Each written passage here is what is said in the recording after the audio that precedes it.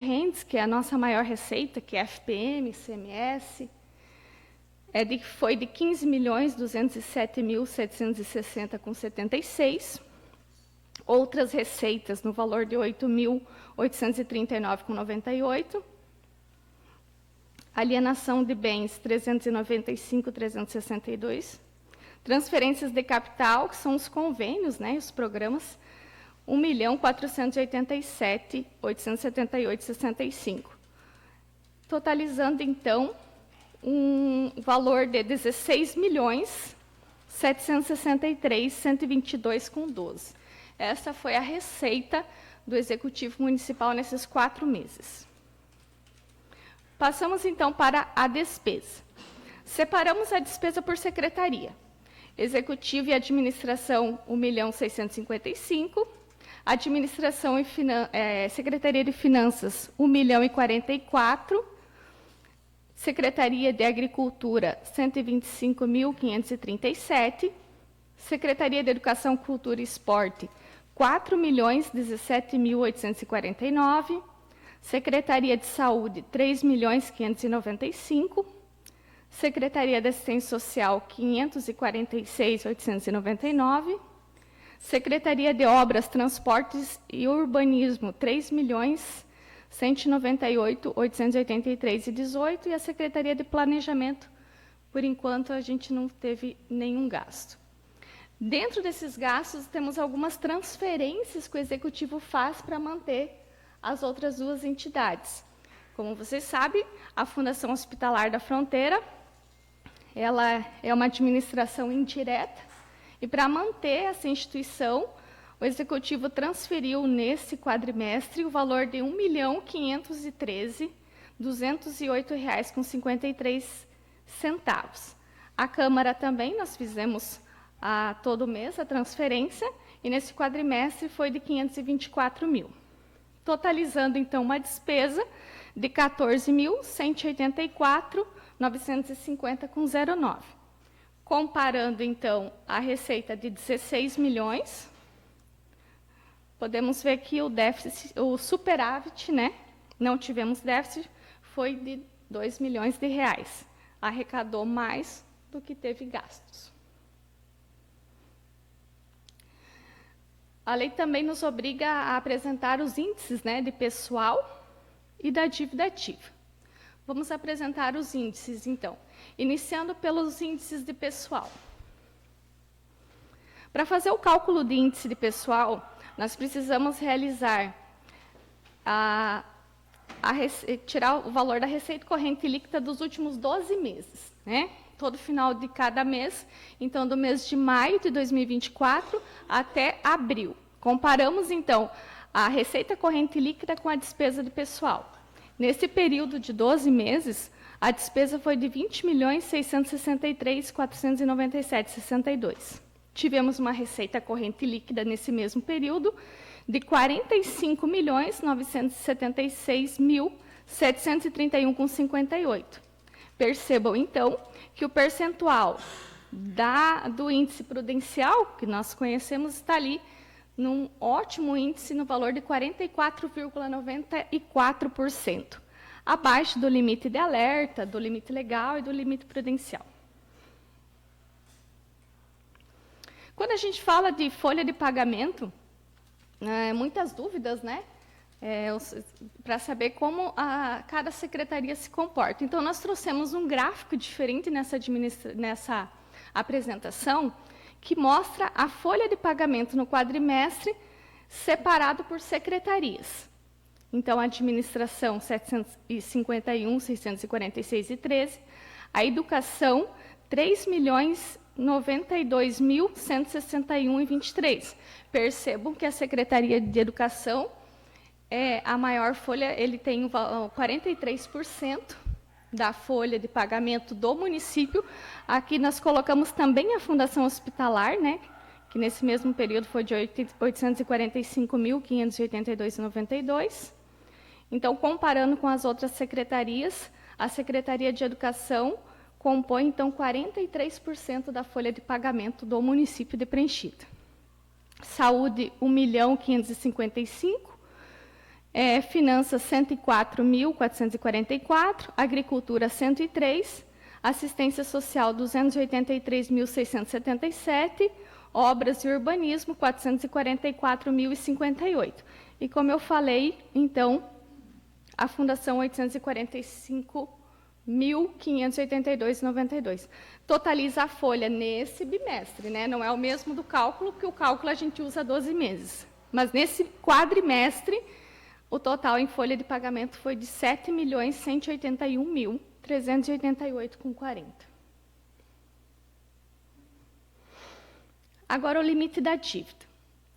A receita corrente líquida para a finalidade do cálculo da dívida foi de R$ 44.425.471,16. A dívida consolidada do município de Prenchita, em 30/4, é de R$ 9.470.535,58.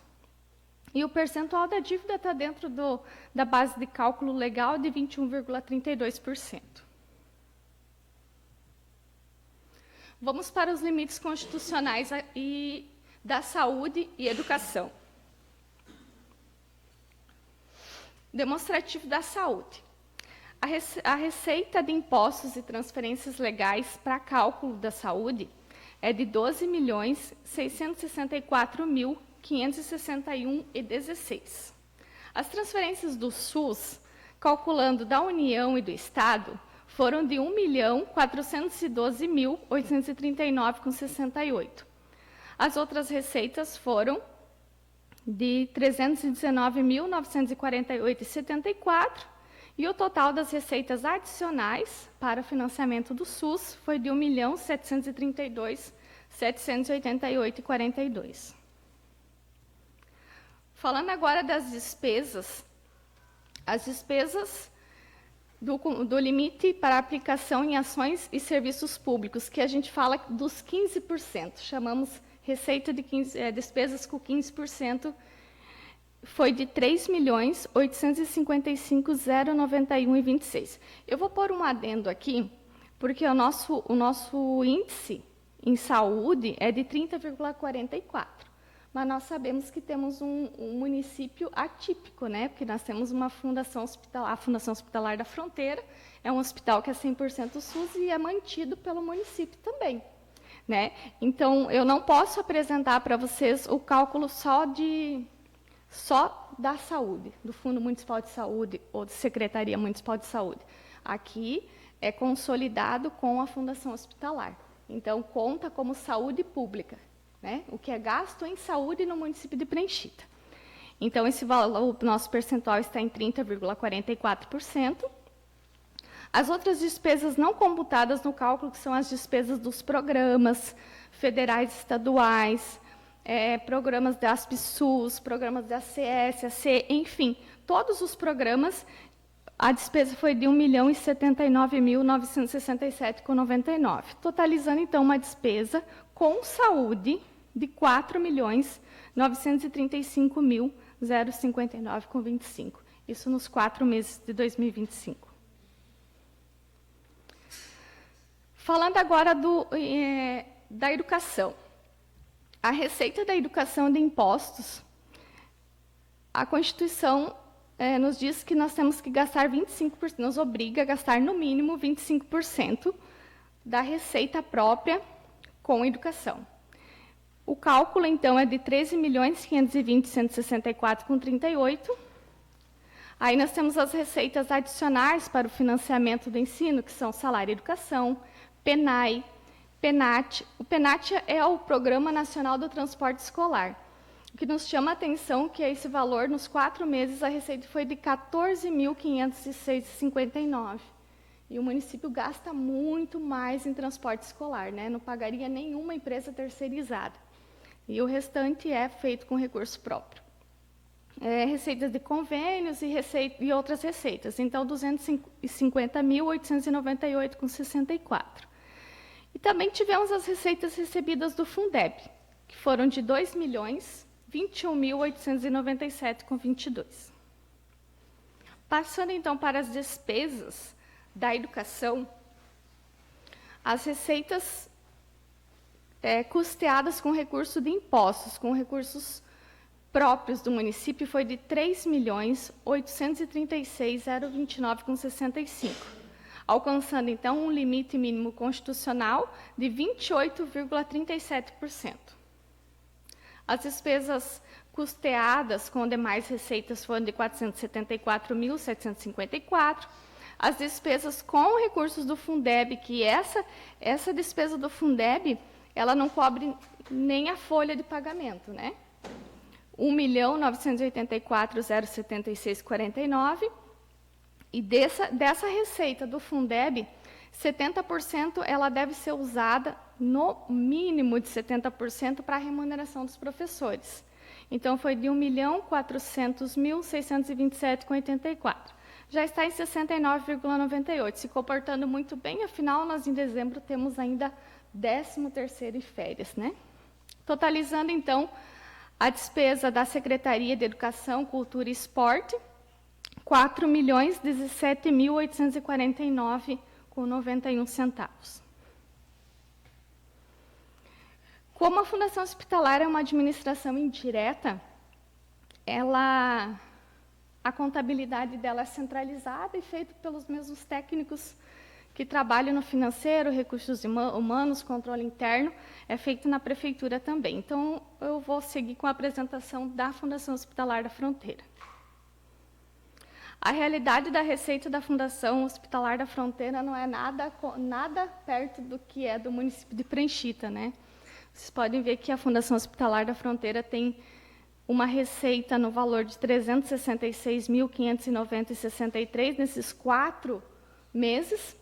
Receitas patrimoniais, que são receitas assim de depósitos bancários, né? Receita de serviços, que são as AEHs, os recursos federais e estaduais.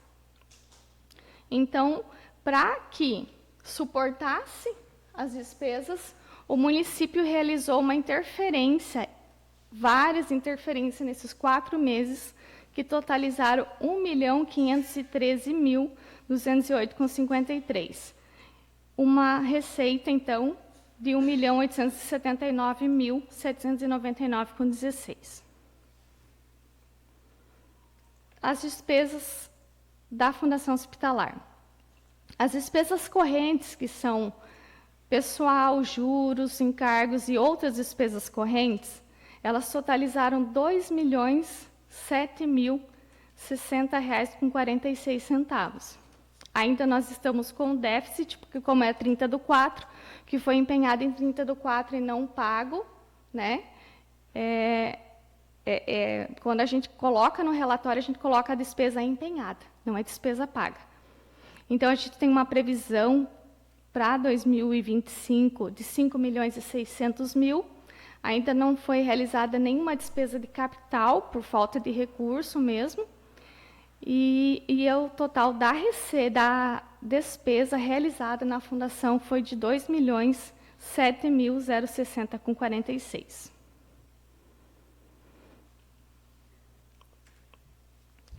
Eu achei interessante colocar o recibo do SINAM, porque como a gente vem falando das diferenças nas audiências públicas, primeiro com a participação dos vereadores, a participação dos secretários, eu sempre apresentava a audiência pública com ressalva, porque ela nunca tinha sido entregue. E graças ao trabalho da equipe formada pela administração, que nos deu a possibilidade de trabalhar de uma forma muito mais rápida e muito mais ágil, e as pessoas que vieram muito mais ouvintes às questões técnicas, e graças à secretária de Finanças, a Adriana, que veio fazendo um excelente trabalho, e a Edna no controle interno, a nossa equipe já conseguiu entregar o AM, ele já está lá no Tribunal de Contas em Curitiba, tanto da Prefeitura como na Fundação, e os dados que eu estou apresentando hoje aqui já estão no site do Tribunal e no portal de transparência. Tá? A contabilidade das duas entidades já está lá e conseguimos entregar e não vai mais ter diferença. Né? Antes eu dizia, não, tem ressalva, pode ter alguma mudança, pode ter dado algum erro. Desta vez, em 18 anos, prefeito, pela primeira vez eu estou apresentando isso. quero dizer que é graças ao grande trabalho dessa equipe, dos secretários e de todos colaborando, né? Às vezes a gente fala, ó, era assim, a gente tirava uma nota, e depois 15 dias depois o secretário fala, mas vocês falaram que era assim. Era, mas não precisava, não precisa ser, a gente está mudando. Assim, nesses 4 meses a gente já conseguiu um grande passo, né? Já conseguimos adequar o fluxo de trabalho com os secretários, com o setor de compra, todo mundo caminhando junto para a gente chegar aqui. Eu digo que é uma grande conquista, né? Porque pela primeira vez eu entreguei em dia o SIM-AM. Não depende só de mim, são vários módulos. Tem licitação, tem obras, tem frotas. Todos esses módulos, então, eles foram entregues pela primeira vez em 18 anos que eu estou à frente da contabilidade da prefeitura, foi entregue em dia. Desde já, o meu muito obrigada a toda a equipe. Dizer também para vocês que todos os dados estão no site oficial da prefeitura, em tempo real, o acesso ali ao portal de transparência, todos os dados da contabilidade e do financeiro estão no nosso portal de transparência. Agradecer a participação de todos e estamos à disposição para maiores esclarecimentos e abro para que, se alguém tiver alguma dúvida, algum questionamento, alguma pergunta, podem ficar à vontade.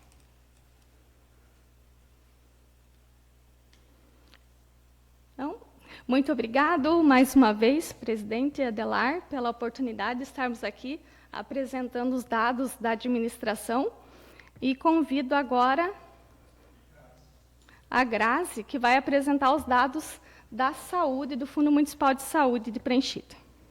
Muito obrigada a todos.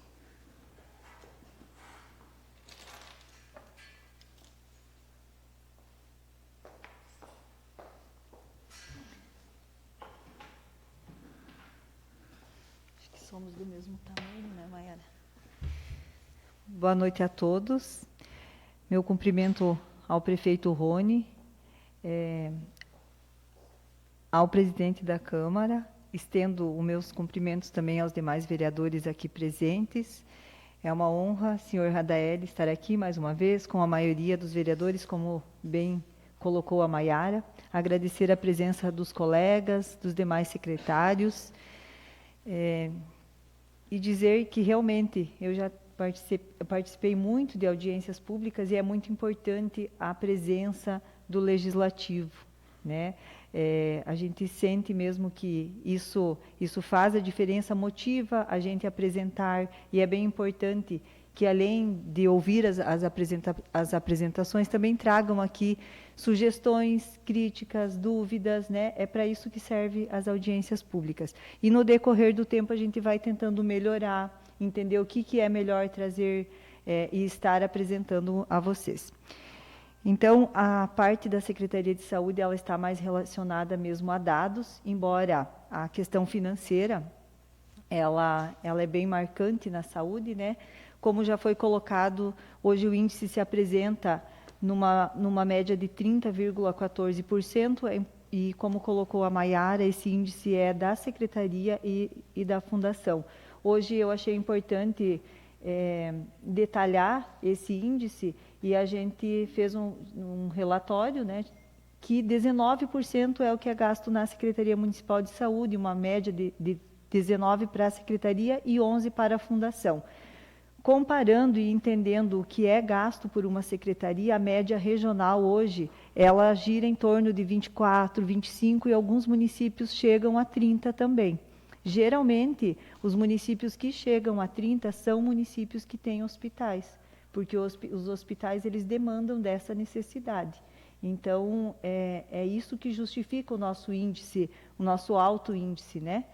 E é importante o entendimento do legislativo, porque para o executivo essa é uma dificuldade de controlar esse gasto para a contabilidade, para nós secretários. Por quê?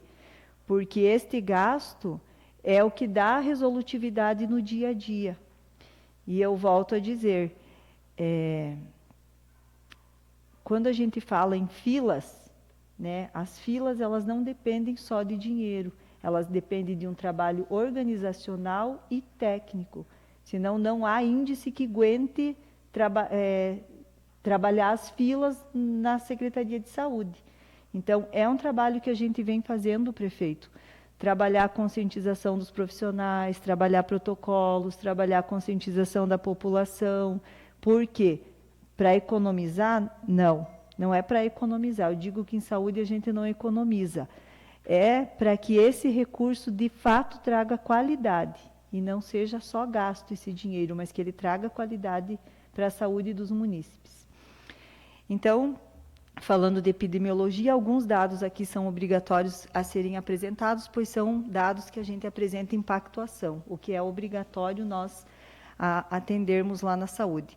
Então, tivemos no período 29 nascidos vivos, 11 óbitos, 2 por causas externas e 1 por causa mal definida. Esse índice é importante ser apresentado para dizer, não tivemos nenhum óbito materno, nenhum óbito infantil e nenhum óbito fetal. De doenças transmissíveis, algumas doenças elas aparecem em determinados períodos. Tivemos 2 casos novos de sífilis, 2 casos novos de hepatite.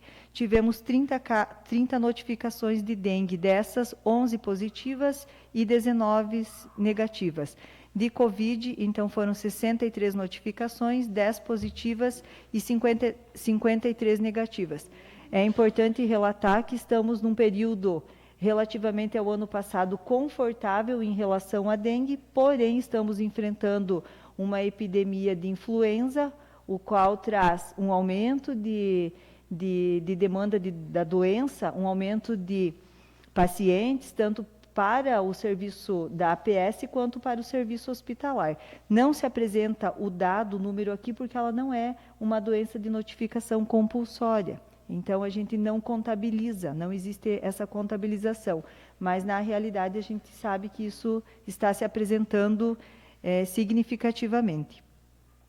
Então, esses são os atendimentos realizados pelas unidades básicas de saúde. Eu não vou relatar um a um, mas é importante os atendimentos de farmácia, que chegaram a 4.440 pacientes atendidos para distribuição de medicamentos. Atendimentos odontológicos, 3.266 procedimentos realizados, e atendimento de consultas, 5.432 consultas realizadas no período de 4 meses. Nós tivemos um dado que ele está lá junto com os demais exames, mas hoje eu até fiz um cálculo. Foram atendidos em exames laboratoriais no período de 4 meses, 15.632 exames.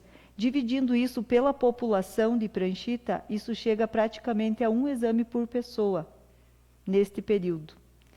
É muito alto o nosso gasto e, eu digo assim, temos que entender a real necessidade, né? Porque 1 exame por pessoa num período é bastante.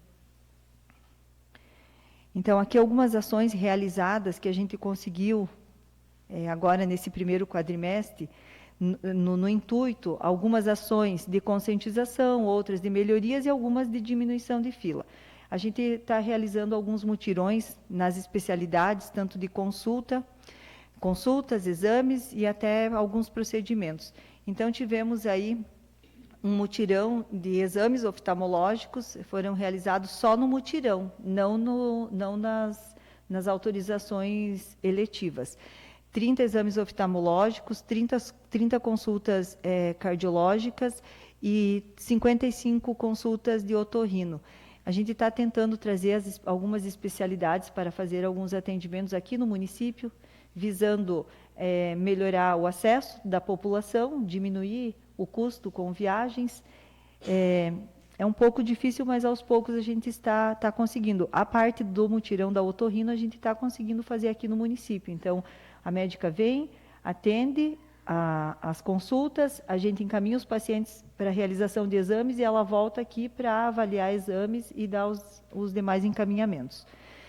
Os kits de saúde bucal que foram entregues, 354, ação coletiva de escovação, 583, campanha da influenza, então, já foram vacinados 1.168 pessoas e atividades educativas 164. Aqui um alerta na questão da vacinação, e é bem importante, a gente tem se reunido regionalmente e o índice de pranchita ontem foi contabilizado em 44% na vacinação. De 100% que nós temos que atingir, nós estamos em 44%. E nós somos um dos municípios que estamos melhores.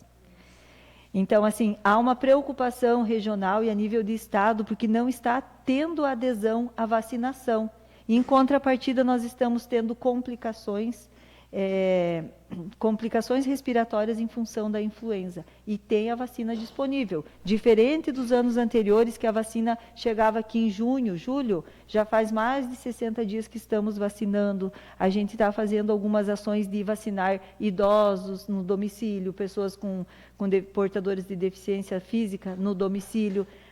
Está tendo essa motivação, mas tem que melhorar a adesão da população. Isso é muito importante. Também agora temos disponível a vacina da dengue para a população das crianças de 10 a 14 anos. Estamos também com dificuldade na adesão desta vacina. E eu lembro que o ano passado a gente atendia todo dia alguém perguntando quando que vai vir a vacina, ou ia até a Argentina e fazia uma vacina, né, sem conhecimento nenhum. Então, só um alerta, gente, nós temos vacina da influenza disponível para qualquer idade e também a vacina da dengue, que neste momento está disponível para a faixa etária de 10 a 14 anos.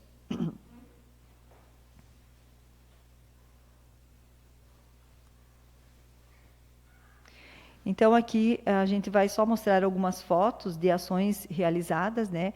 Então, a gente retornou às reuniões das gestantes em parceria com a Fundação Hospitalar. É muito importante este encontro e a gente sabe que isso qualifica o parto, né, das gestantes. Então, está aí uma fotinho da gestante colega enfermeira Josiele, que veio palestrar no dia deste encontro. E a gente também retomou as visitas das gestantes lá na Fundação, para elas conhecerem o ambiente, o qual terão seus filhos. Algumas ações também que a gente realizou no combate à dengue. Foi realizada uma ação em parceria com o setor de obras. Além disso, a gente aderiu à instalação das armadilhas das ouvitrampas, que quando nós aderimos, quando o município aderiu, ainda não era obrigatório. A partir desse mês, todos os municípios estão sendo...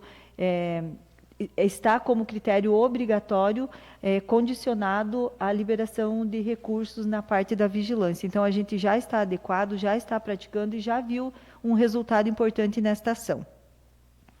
Então, a campanha de vacinação, a gente tem feito, como eu falei, algumas ações diferenciadas para atrair o público da vacinação. Tem ficado em horários diferenciados, vacina extramuro, que é quando sai da unidade e vai vacinar no domicílio, em outros locais. Agora, nas próximas semanas, estaremos organizando um cronograma de vacinação nas indústrias, tá? Nas indústrias aí com um número maior de funcionários, a gente vai estar indo até lá para oferecer a vacina da influenza. Então, aqui é foto, né, do dia que a gente realizou, o dia que a médica atendeu aqui, o mutirão da otorrino. A outra foto é um dia dos pacientes que foram para a cardiologia. Teve também um mutirão de tomografia, que a gente não fez foto, mas que foi realizado. Algumas mudanças físicas, a gente mudou a sala da fisioterapia, porque estava num ambiente que não estava agradável nem aos profissionais e nem à população, e usamos uma sala lá da unidade nova, uma sala mais ampla, com uma claridade boa, mais agradável para as atividades. Aqui, então, a gente conseguiu trabalhar de forma que conclua, né, que tenha resolutividade. Então, o paciente ele passa por consulta, exame e já para o fornecimento de óculos, aqueles que necessitarem. Então, na parte da oftalmologia, a gente está conseguindo iniciar e concluir o ciclo da necessidade do paciente. Esse dado eu trago, que a gente chama de sobra de exames CRE. É de conhecimento de todos que a gente tem uma cota CRE, né, que é uma cota Consud, que é do consórcio de saúde, e a gente paga um valor fixo, que é dessa cota, e aí depois a gente paga separado o que a gente usa além da cota. E, além disso, a equipe lá da Secretaria de Saúde também tem sido muito eficiente. A gente tem trabalhado realmente em equipe. Tem dias que parecem uns loucos, grito para um lado, mas não grito brigando. Pega a especialidade disso, pega a especialidade daquilo. Quem não está ali não entende nada. Mas tem um momento lá do consórcio que aparecem sobras.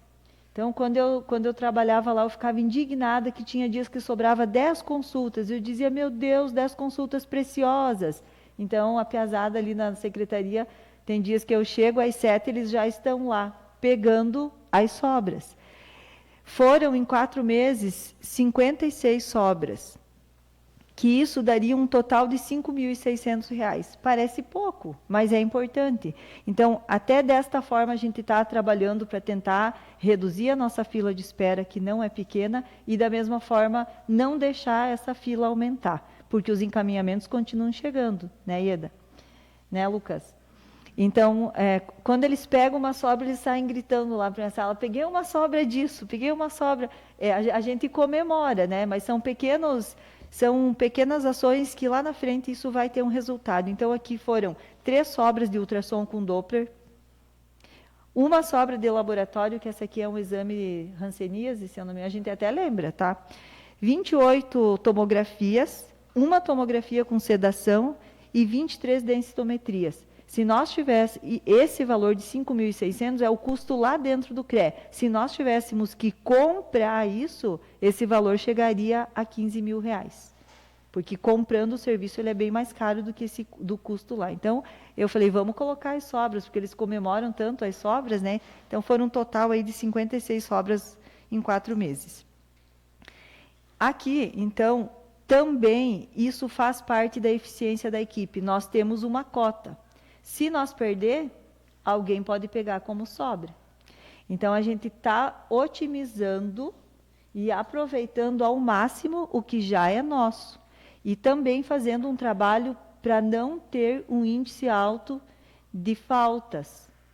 É outra situação que eu lembro que quando eu estava lá no CRE, a gente chorava de ver um número, e eu chegava a fazer planilha de Excel e mostrar para cada município quanto que ele pagou e deixou de aproveitar. Então, a gente está mudando algumas coisas e logo a gente vai trazer uma novidade em relação ao agendamento para a gente tentar otimizar o que já é nosso, o que já é pago. Então, vocês podem ver que em janeiro, essa está dentro da cota CRE, é o que aparece, ó, Pranchita, tu tem tantas vagas disso, tanto daquilo. Janeiro foram 151 consultas. Fevereiro, 239. Março, 255. Abril, 258. Então, a gente está aproveitando ao máximo, fazendo com que os pacientes não faltem e não comendo barriga, eu digo lá no sistema. O MAC, que é dentro do CRE, que atende, é modelo de atenção às condições crônicas, que atende algumas especialidades, é um serviço bem importante, também a gente percebeu que era subutilizado. E a gente tem estratificado mais esses pacientes e tentado aproveitar um pouco melhor esse serviço. E é um serviço de grande resolutividade. Então, foram atendidos no mês de janeiro 23, no mês de fevereiro 28, no mês de março 25 e abril 25. E exames realizados lá dentro do CRE, janeiro 17, fevereiro 53, março 41 e abril 60. Então, aqui em abril a gente também conseguiu melhorar o nosso número de exames atendidos lá no CRE.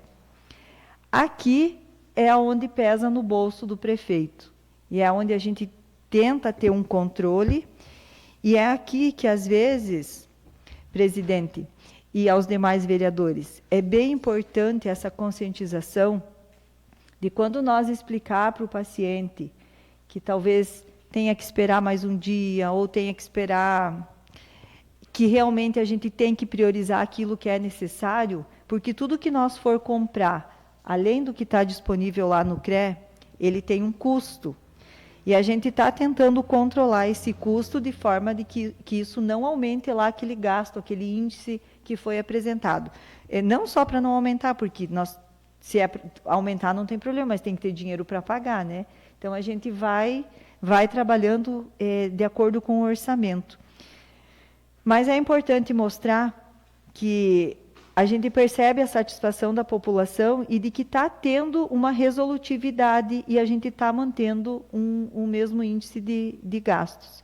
Então, lá em janeiro, foram gastos R$ 87.668 e foram atendidas 3.079 atendimentos. O que são esses atendimentos? Numa próxima audiência, eu vou trazer pelo menos de um mês detalhado. É consulta de especialidade comprada, é exame de especialidade comprado, é passagem para Curitiba comprada, é pensão autorizada comprada, é prótese dentária comprada, prótese auditiva, óculos e as cirurgias que não tem pelo SUS, algumas a gente compra. Então, nesse valor que vocês estão vendo, tem tudo isso. E a gente tem que trabalhar tudo isso controlando o que é mais urgente, o que é mais necessário. Então, lá em janeiro foram atendidos 3.779 procedimentos. Em fevereiro, com 116 mil, a gente atendeu 4.011 procedimentos. Em março, com 112 mil, 3.380 procedimentos. Em abril, com 114 mil, 4.192 procedimentos. Tá, Grazi, mas nessa pequena diferença de orçamento, por que deu tanta diferença aqui nas quantidades? Porque uma cirurgia, talvez que esteja aqui no mês de março, custou o valor de 50 consultas. Então, aqui depende o que é autorizado no mês. Então, a gente fez uma programação, tinha uma fila grande de prótese auditiva. A gente fez um cálculo de quanto é o valor necessário para zerar a fila. Então, a gente está autorizando uma prótese auditiva por mês. Então, a gente já tem um planejamento que daqui 8 meses zera a fila. Mesmo que entrar um por mês, que é uma média que entra, a gente está trabalhando dessa forma. Eu falo que a gente está com 2 elevadores, um está descendo e um está subindo. A nossa tendência é daqui 9 meses, a gente está com essa fila única, de forma que não tenha que atender de cima. Quando eu falo de cima, é o que ficou de 2018, 19, 20, 21, 22, 23 e 24 na fila. Que a fila era desses anos. E aí os de 2025 que estão entrando, a gente está tentando não só jogar na fila, e atendendo. Então, por isso que eu falo de os 2 elevadores. Então, o custo total do quadrimestre gasto nesses serviços foi de R$ 431.762. Relativamente, não é um custo alto, prefeito. É um custo... Ontem eu fazia as contas lá para a Renata, a gente comparando a região, é importante isso, né? Em outros municípios, é um custo bom. A gente está controlando bem e está tendo resolutividade. Cirurgias realizadas, então, a gente tem brigado também, é outra coisa que depende muito do empenho da equipe. A gente conseguiu, então, em janeiro, realizar 3, em fevereiro, 16, em março, 24, em abril, 17. E a gente quer também melhorar bastante o atendimento aí das cirurgias que estão pendentes. Porém, algumas cirurgias, tá, Grazi, mas por que não conseguiu a cirurgia do fulano? Porque nem comprando existe. Não tem referência nem pelo Consud, que é a nossa porta de comprar, e nem pelo SUS. Então, a gente tenta contato, a gente fica em cima, mas tem alguns procedimentos que não tem. Não tem, não é porque não quer autorizar ou porque não quer agendar, é porque não tem mesmo. E agora algumas ações administrativas, que são ações que a Secretaria desenvolveu nesses 4 meses, licitação e aquisição de uma nova ambulância, prestação de contas das resoluções, depois eu vou apresentar separado, a contemplação de mais um médico pelo programa Mais Médico, a gente conseguiu. Dia 1º a gente já vai saber quem que é o médico que vem para o município pelo programa, que não estava sendo utilizada esta vaga. Compra de aparelhos celulares para os setores de agendamento, farmácia, plantão do motorista, ouvidoria e recepção das UBSs. A gente quer melhorar essa comunicação da saúde, porque até entre nós temos dificuldade para se comunicar. A gente não tem um equipamento, digo assim, de comunicação adequado. Solicitação de dilação de prazo em parceria com a Fundação, a gente teve que fazer todo um remanejamento de solicitação e dilação de prazo e de um novo termo de referência de um recurso de R$500 mil que estava nos cofres públicos do município desde 2023 e isso não foi executado. E o dinheiro está lá, a gente tem que prestar contas e não... Né? Então, assim, não dá para devolver dinheiro nos dias de hoje, né? Então, a gente fez esse trabalho junto com a equipe da Fundação. A licitação, então, a gente reorganizou outro recurso que estava disponível para a pranchita desde o ano de 2023 e não andava, né? Então, a gente montou o processo licitatório, colocou em licitação, o contrato já foi assinado e ontem eu consegui colocar no programa, no SISMOB, que é o Sistema de Acompanhamento lá do Governo Federal, para conseguir atender o prazo, porque o nosso prazo estava esgotando. Se a gente não atende prazo, a gente devolve dinheiro. Também, pensando nessa UBS, pensando em mais um médico, que a gente conseguiu pelo Mais Médico, eu já solicitei, junto com a administração, e já foi aprovado em CIR, que é a Comissão Intergestores Regional, foi aprovado ontem, a implantação de mais uma equipe de saúde da família, a qual vai ser implantada lá no bairro Atami, nesta unidade nova. Enquanto a unidade não fica pronta, essa equipe vai estar atendendo junto na UBS aqui do centro. E também a gente reorganizou alguns fluxos de atendimento das ISFs. A gente percebe que este fluxo é importante, não havia um fluxo adequado, de forma que isso impacta também na parte financeira da saúde. Hoje, a gente tirou um relatório, nós tivemos uma evolução no segundo mês de R$10 mil no nosso faturamento, e hoje a gente teve, de março para abril, o resultado do relatório do que a gente fatura, não é do que a gente lança, do que a gente registra lá do atendimento. Nós tivemos um aumento de R$42 mil. Parece pouco, mas é todo mês e faz diferença. Isso é reorganizando o serviço, reorganizando a equipe, motivando a equipe a lançar procedimento, a lançar no tempo certo. Então, são detalhes que parecem pouco, mas que na hora de organizar dá trabalho e também vai fazer diferença isso. Aqui, todas essas resoluções, eu não vou citar uma a uma, vocês podem estar lendo. Foram recursos, está bem detalhado cada recurso e o ano que entrou todos esses recursos. E que nós tivemos que prestar contas. Porque se nós não prestássemos contas desses recursos, a gente não recebe mais recursos. Então, isso deu uma trabalheira para nós. É um trabalho administrativo que às vezes tu está lá na sala, mexendo em papel, lá na contabilidade, né, Maiara? Procurando nota, vasculhando, né, Edna? Gavetas e arquivos, né, Renata? E fazendo... cadê o Horácio? E falando, Horácio, ache esse patrimônio aí. Por fim, teve parte desse recurso que a gente conseguiu, graças a Deus, achar encaixotado alguns equipamentos, imóveis lá na fundação. E agora falta isso, né, Horácio? Temos ainda que fazer a documentação da concessão, porque era lá para a saúde e estava alocado lá na fundação.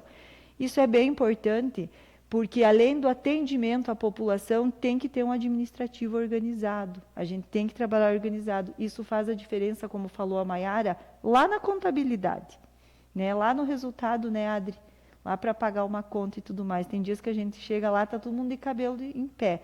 Mas como foi bem colocado aqui, prefeito, parabenizar pela sua equipe, pela dedicação de todos, pelo coleguismo. Às vezes a gente se estressa, né? E um liga para o outro, mas é dessa forma que a gente vai conseguir crescer e vai poder obter bons resultados, sabe, presidente?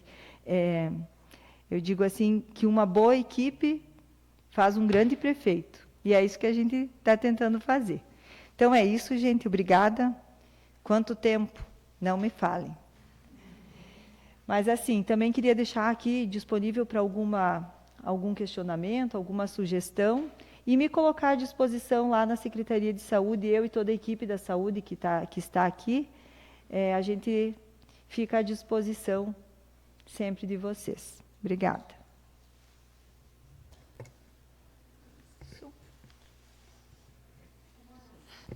Alguém... Agora acho que então o Horácio vem apresentar a parte da fundação. Está aqui na sequência já, Horácio? Eu acho que está a Carol. Presidente. O senhor ia falar? Não. Achei que o senhor ia... Oi? Sim, aham. Aqui, ó. Boa noite a todos. Obrigado pela presença de vocês. Eu vou apresentar nesse momento, então, a audiência pública do ECA. Até a nível de esclarecimento, a obrigatoriedade legal dessa apresentação, dessa audiência pública, ela é do ECA porque ela é do Estatuto da Criança e do Adolescente. Então, por lei, a audiência pública se refere aos dados da criança e do adolescente. A assistência social ela não tem uma obrigatoriedade legal de fazer a apresentação de audiência pública. Mas eu, nesse momento, como secretária da assistência, trouxe para vocês todos os dados da secretaria, dentro deles, então, compilados os dados da secretaria e os dados da criança e do adolescente. Os dados se referem, então, ao primeiro quadrimestre, né, janeiro, fevereiro, março e abril desse ano, dessa gestão de 2025. Dados referentes, então, da Secretaria Municipal de Assistência Social e do CRAS, que são os dois órgãos, né, responsáveis pelo serviço. Aqui nós tivemos, então, nesse primeiro quadrimestre, mesmo com uma defasagem de equipe técnica, né, que está repondo, equipe psicóloga e assistente social, que a gente vai ampliar nossa equipe, nós tivemos 1.568 atendimentos individualizados dentro do CRAS, sendo eles, né, divididos entre atendimentos da recepção, atendimentos da assistente social, da psicóloga e do cadastro único. É um volume bem grande, né, de atendimentos. Mais 132 visitas domiciliares e estudos sociais realizados pelos técnicos, 165 benefícios eventuais distribuídos em cestas básicas e aluguel social, são 2 benefícios eventuais fornecidos pelo CRAS e pela Secretaria de Assistência Social, 12 benefícios eventuais na forma de auxílio funeral e auxílio natalidade. Nós temos também aqui descritos alguns programas desenvolvidos, né? Então, nós temos 69 famílias em acompanhamento pelo PAIF, que é um programa de acompanhamento familiar. O PAIF atende as famílias com maior vulnerabilidade e acompanha essas famílias semanalmente ou mensalmente. Nesse quadrimestre, a gente teve 69, então, famílias acompanhadas mais próximas. Nós temos um programa que se chama Serviço de Convivência e Fortalecimento de Vínculos para Idosos. Hoje, nesse quadrimestre, a gente teve um atendimento de 120 idosos. No quadrimestre seguinte, a gente já está com 130, né? Mas até abril nós tivemos 120 idosos participando de serviço de convivência, tanto em atividades dentro do CRAS, como em atividades na casa do idoso. 81 crianças e adolescentes, hoje nós já temos 96, mas até abril nós tínhamos 81 crianças e adolescentes incluídas no serviço de convivência e fortalecimento de vínculos de criança e adolescente. O nosso programa atende de 7 a 14 anos. Também a gente faz o acompanhamento de hoje, né, nesse quadrimestre, a gente teve 3 medidas socioeducativas, 3 na modalidade de PSC, que é a prestação de serviço à comunidade, com jovens, né, que cometeram algum ato infracional, e um adolescente em liberdade assistida, que é em LA. São acompanhados pela equipe técnica do CRAS. 6 crianças em acolhimento familiar, dessas 6 já não estão mais, né, já retornaram para suas famílias, mas no quadrimestre nós tínhamos 6 crianças em acolhimento familiar e 1 criança e um bebê em acolhimento institucional. Nós temos também várias reuniões, né, da rede de proteção, reuniões com coordenadores de Senar, Senai e Senac. A gente está retomando aí os atendimentos das empresas S. Ouvimos um feedback bem positivo dessas empresas que durante muitos anos não tiveram mais acesso e entrada dentro do município. Estamos reorganizando principalmente cursos de qualificação profissional, pensando em trazer para a nossa população carente não somente o auxílio ou o benefício, né, do programa Bolsa Família, mas sim qualificação da mão de obra. Então, a gente vai ter aí nos próximos meses cursos, né, utilizando as empresas essas que ofertam muitos cursos gratuitos no nosso município, e as empresas deram um retorno que há muitos anos não tinham entrada, né, acesso a entrar no nosso município para realizar esse tipo de curso de qualificação. reuniões com os conselhos municipais, né? É uma coisa para a gente entender também, dentro da política de assistência social, a gente contempla 5 políticas. Nós temos o Conselho da Assistência Social, nós temos o Conselho da Criança e do Adolescente, o Conselho Municipal do Idoso, o Conselho Municipal dos Direitos da Mulher e o Conselho Municipal dos Direitos da Pessoa com Deficiência. Então, a assistência social, ela acomoda, né, 5 conselhos municipais e, dentro deles, 5 políticas. Esse ano é um ano de conferência, nós já realizamos a Conferência Municipal do Idoso, né, do qual vocês fizeram parte. Na semana que vem eu já estendo o convite e nós vamos ter, então, a primeira conferência do Conselho da Mulher e dia 25 nós vamos ter a Conferência da Assistência, um ano de conferência, então nós vamos ter aí 3 conferências num período menor, de menos de 30 dias, são 3 conferências que têm tomado um tempo e uma energia bem grande de toda a equipe.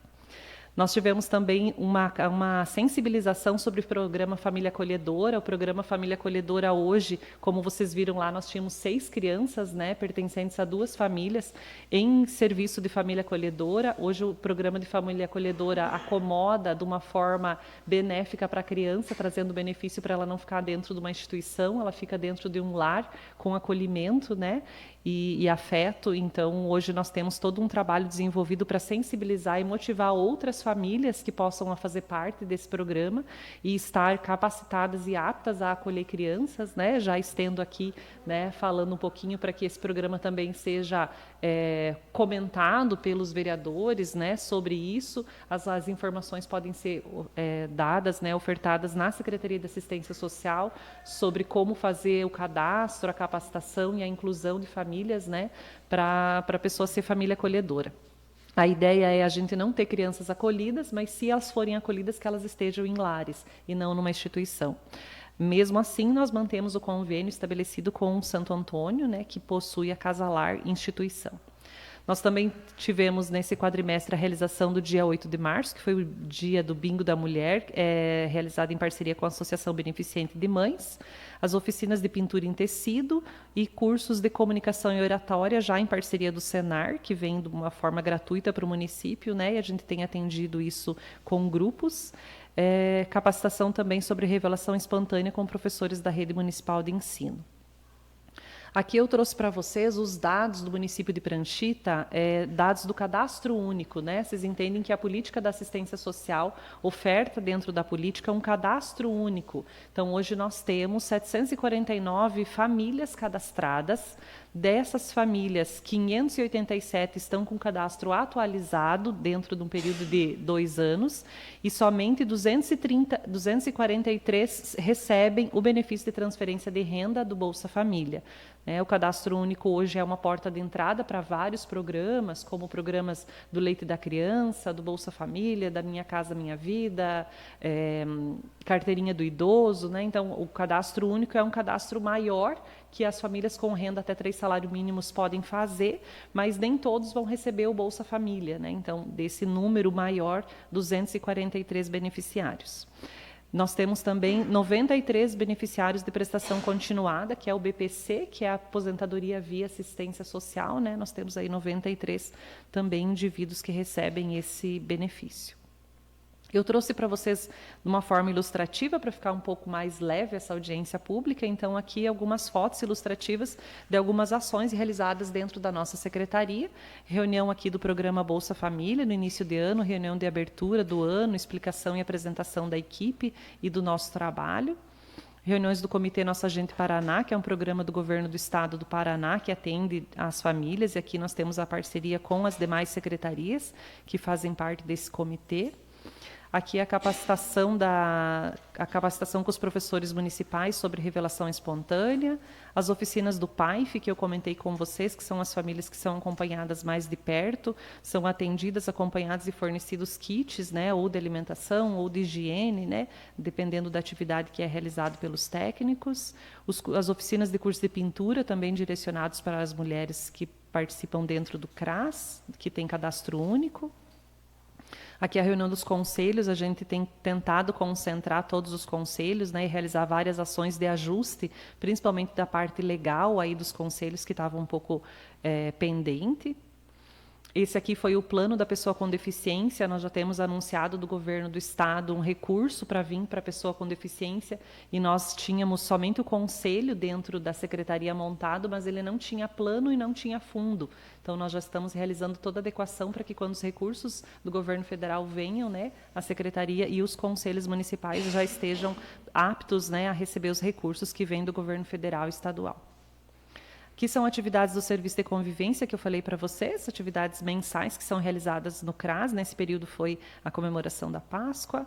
E aqui o grupo maior, que nós já temos, então, 130 idosos na Casa do Idoso. Eles realizam atendimentos todas as quintas-feiras, mais as atividades de ginástica para o idoso, né, nas terças e quintas também, terça de manhã e quinta à tarde, abertas para todos os idosos. Eu trago aqui também para vocês o Serviço de Convivência e Fortalecimento de Vínculo de Criança e Adolescente, né, que são as nossas oficinas. E aí eu trago também na forma de fotos ilustrativas para vocês conhecerem os primeiros dias de aula, o início das atividades com as nossas crianças. Lembrando sempre que essas crianças também são crianças que possuem cadastro único e são encaminhados pelos técnicos, são crianças que possuem alguma relação de risco e vulnerabilidade social, e por isso elas são incluídas dentro desse programa. Atividades que eles realizaram no período, né, o chá literário, atividades de Páscoa, eles confeccionaram e pintaram as cestas e as casquinhas, né, para depois ir para casa. Aí um volume bem grande de crianças que a gente atende. Dentro desse serviço, eles realizam a oficina de capoeira na parte abaixo, né, do nosso serviço de convivência. Tem uma sala toda adaptada que foi reformada, né, para atender as crianças através das oficinas. Aqui eu trago também, como a audiência ela é do ECA, o ECA tem a responsabilidade de trazer para vocês a apresentação das atividades das outras secretarias na área da criança e do adolescente. Então eu trago dados da Secretaria de Educação e Departamento de Cultura e Esporte, né, as atividades que são mantidas do futsal, né, futsal e futebol de campo, que foram medalhistas aí em algumas competições que eles participaram, futebol feminino e vôlei, né, que também são desenvolvidas atividades, né, dentro desse departamento, as aulas de música e as aulas de circo, são as oficinas de arte circense, que são realizadas e mantidas também com o apoio da Secretaria de Assistência Social. A fanfarra municipal, que está iniciando um trabalho, né, já está aí desenvolvendo e atendendo as crianças. Tá? Também eu trago para vocês um pouquinho das entidades que fazem parte do Conselho Municipal dos Direitos da Criança e do Adolescente, que é a APAI e a Pastoral da Criança, são as 3 entidades que fazem parte. Aqui a gente só trouxe dados, né, da escola, que atende 17 alunos de 0 a 18 anos. Né? A APAI atende mais, mas de 0 a 18, por causa da audiência pública, a gente traz esse número de atendimentos, onde tem também a clínica de reabilitação, né, com serviços e especialidades dentro da escola. Aqui é outra entidade que faz parte do Conselho, então, a Pastoral da Criança, né, que também é uma ação separada, recebe também suporte da Secretaria para Desenvolvimento das Atividades. E os dados do Conselho Tutelar, a gente teve aí, então, nesse quadrimestre, várias ações pelos conselheiros tutelares. Não vou ler todas para não me estender, mas várias informações a pais, a adolescentes, visitas domiciliares, encaminhamentos para a delegacia, polícia militar, promotoria, encaminhamentos assistente social, psicólogos, saúde, reuniões de equipe de trabalho, visitas na Casa Lar, solicitações pelas escolas, né, Júlio Jongo, escolas municipais, estaduais, né, do interior, audiências, atendimentos do Disque Denúncia e de outros conselhos também, totalizando, então, no quadrimestre, 454 atendimentos dos conselheiros tutelares. Então, esses são os dados da Secretaria de Assistência Social, né, contendo dentro deles não só os dados da criança e do adolescente, mas sim os dados da Secretaria como um todo. Fico aberto a alguma dúvida? Se não tiver, passo a palavra, então, para o Horácio, que vai apresentar os dados da Fundação.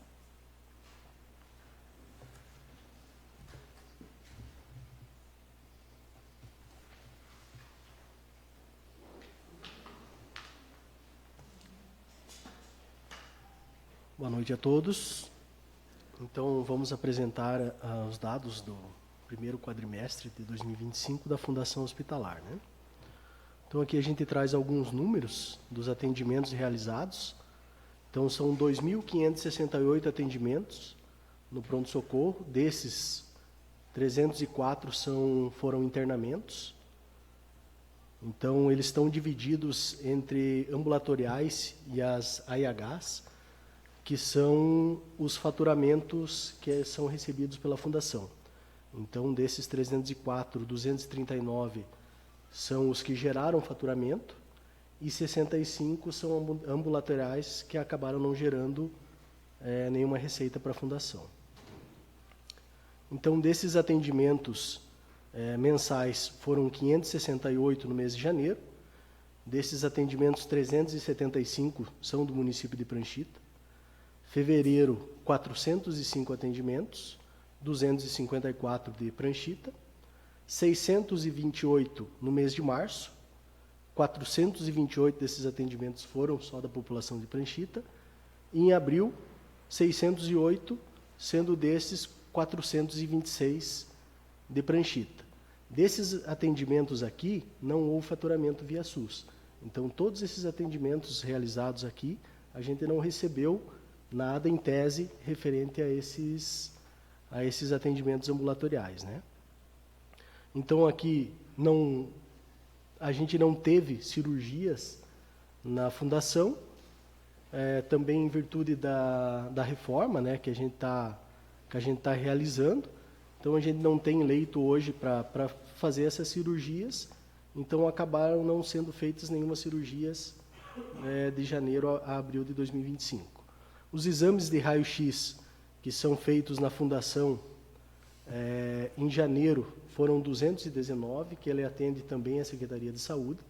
Fevereiro e março, a gente ficou com um problema no nosso aparelho, e como ele está em garantia, a gente teve que aguardar a empresa que nos dá manutenção trazer a peça para repor.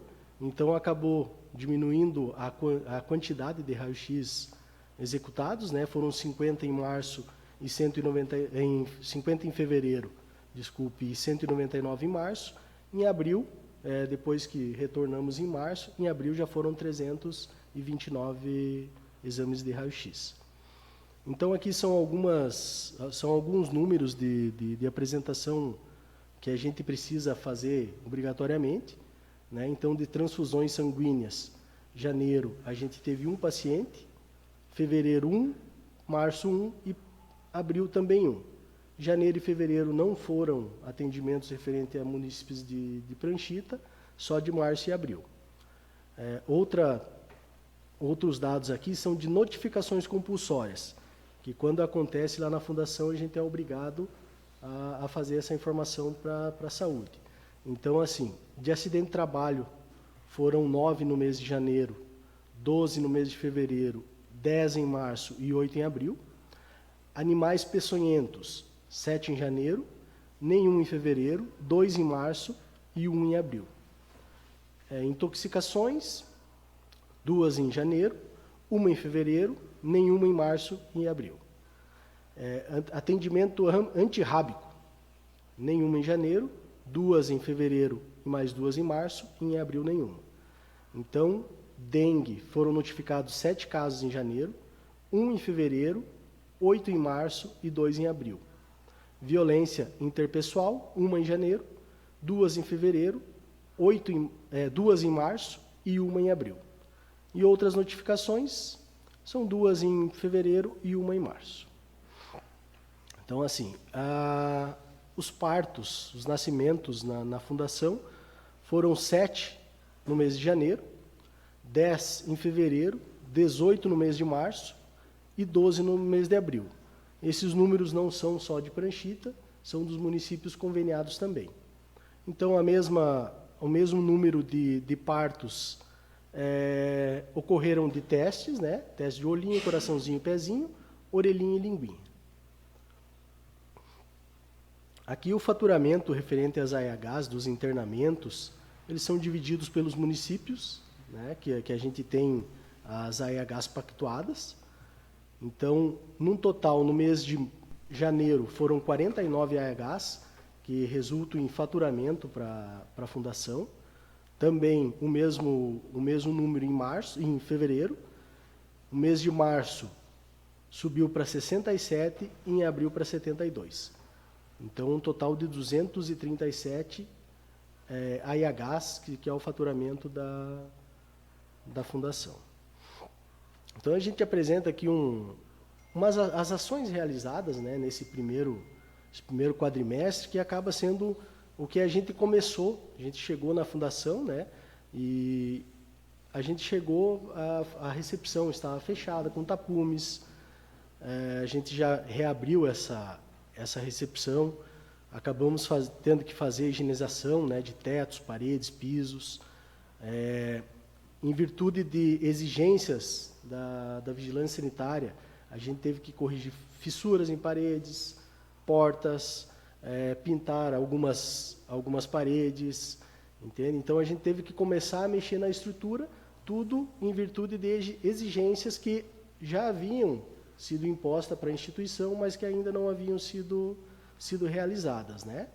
Então, como ali onde fica a recepção, como estava fechado, tinha algum material guardado, as camas hospitalares, alguma coisa, a gente teve que realocar, arrumar um outro lugar para colocar, né, para que pudesse reabrir ali a recepção para atender a nossa população, né? Então, assim, a gente tem outra questão que em 2024 ficaram vários aparelhos e principalmente a manutenção da própria instituição sem ser realizada.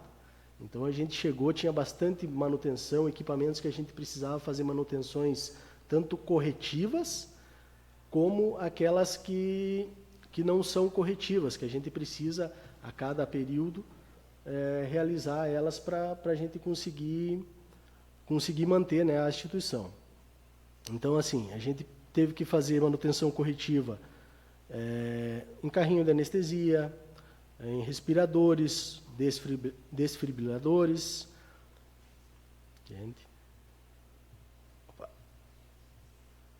Então, assim, dentre os equipamentos que a gente teve que fazer manutenção, a gente deu uma atenção especial para um cardioversor, que é aquele aparelho que na hora da emergência os médicos utilizam, né? Ele estava precisando de uma manutenção corretiva de pouco mais de R$2.000 e ele estava lá sem funcionamento, que ela deveria ela estava aprovada, esse orçamento lá desde outubro, mas não haviam autorizado a empresa a fazer a manutenção dele. Então, a gente achou muito importante fazer essa manutenção, porque é um equipamento muito importante, né?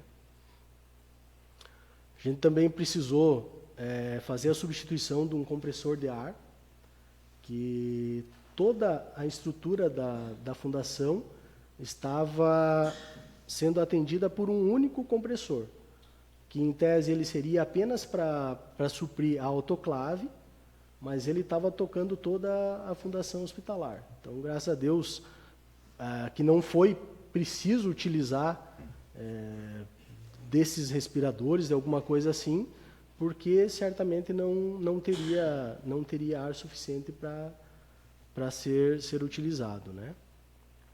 E esse equipamento era uma exigência, então ele foi desligado porque era uma exigência da 8ª Regional, que não poderia utilizar um compressor com óleo. Então, a única coisa, no lugar de fazer a substituição, foi desligado e mantido apenas um para passar na vistoria da 8ª Regional, né? Outra coisa que a gente se assustou bastante com o custo dos oxigênios. Então, estava indo muito oxigênio e sem paciente utilizando. Então, a gente foi atrás de reparo, a gente contratou uma empresa para fazer vistoria. Então, assim, com um custo de em torno de R$2.500 da empresa que veio fazer a vistoria, achamos vários vazamentos na própria rede de oxigênio. Então, ali estava indo oxigênio embora sem ninguém utilizar. Então, com R$2.500, a gente estima que, no mínimo, R$5.000 por mês de oxigênio a gente vai economizar.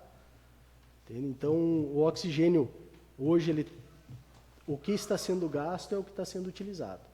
Antes era gasto sem ninguém estar utilizando, né? Outros reparos que fomos obrigados a fazer em questão de 3 meses ali, banheiros, trocar cerâmica, vazamentos, isso aí todos estavam no alto termo da vigilância sanitária. Para a gente conseguir receber a nossa licença sanitária, existiam várias correções que deveriam ser feitas.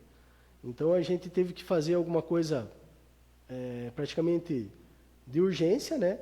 Então, aqui, reparo em banheiros, vazamentos, trocas de cerâmicas, a sala do raio-x estava com um vazamento no banheiro, entende? A gente teve que fazer toda a correção de trincas e fissuras no centro cirúrgico, teve que realizar a pintura completa dele, entende? Isso tudo com a cobrança da vigilância sanitária.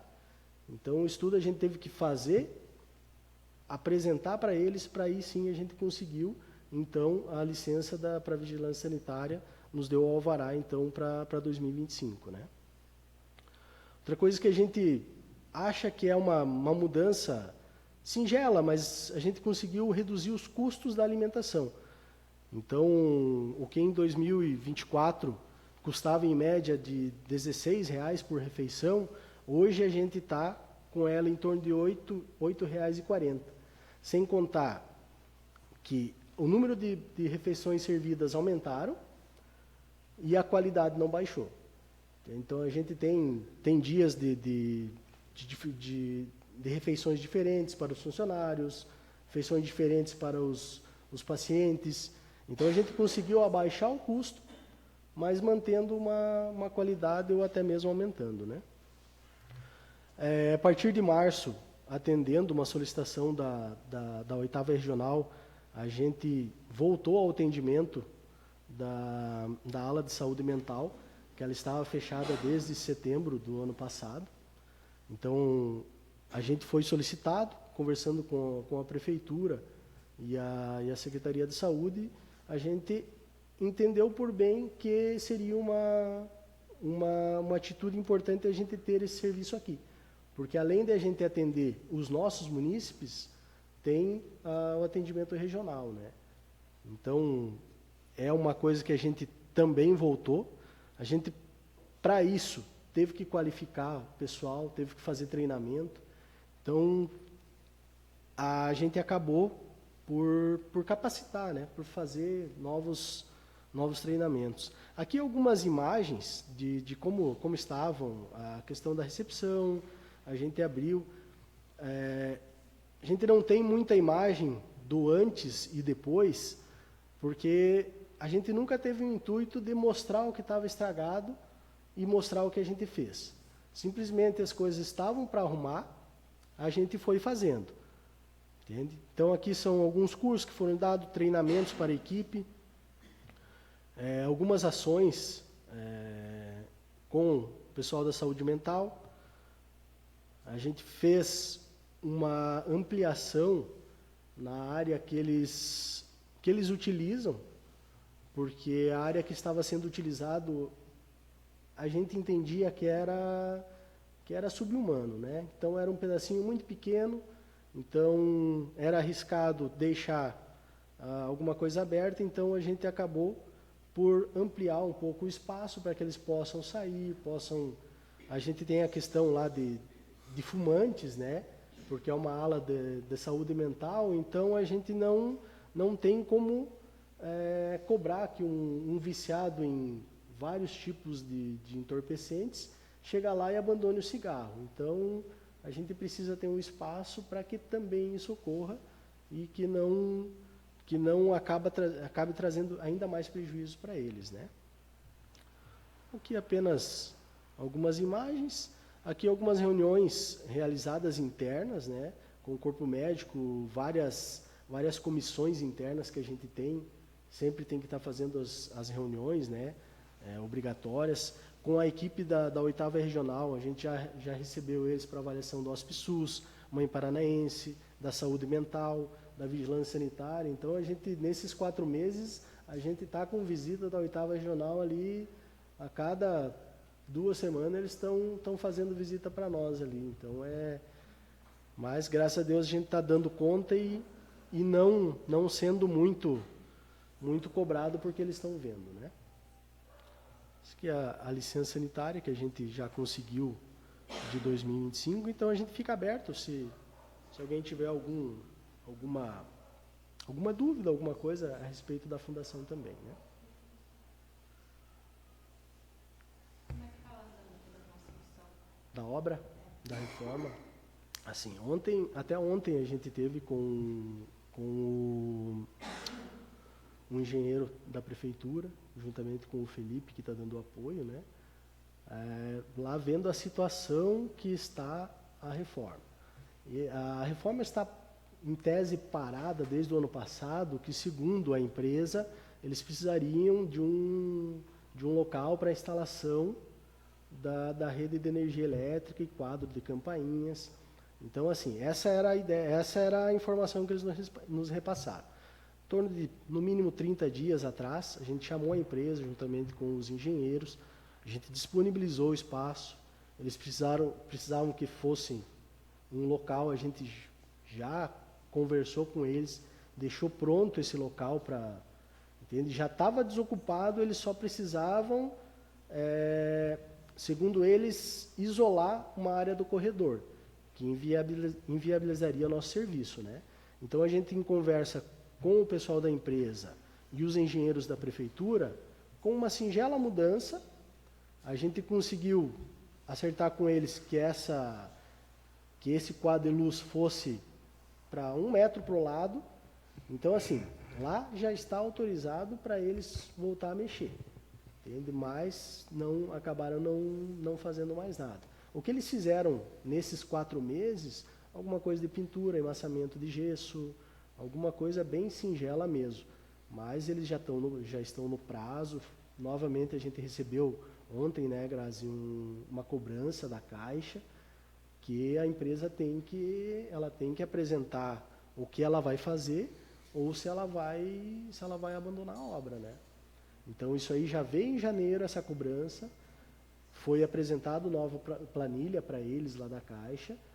Novamente agora veio uma cobrança para decidir o que vai ser feito, né? A prefeitura já tá em andamento com eles para que, se for caso de rescindir o contrato, vai ser feito, né? Então, nesses próximos dias aí a gente vai ter pelo menos uma resposta se eles vão dar continuidade na obra ou se eles vão abrir mão de vez e o município vai ter que arcar, né?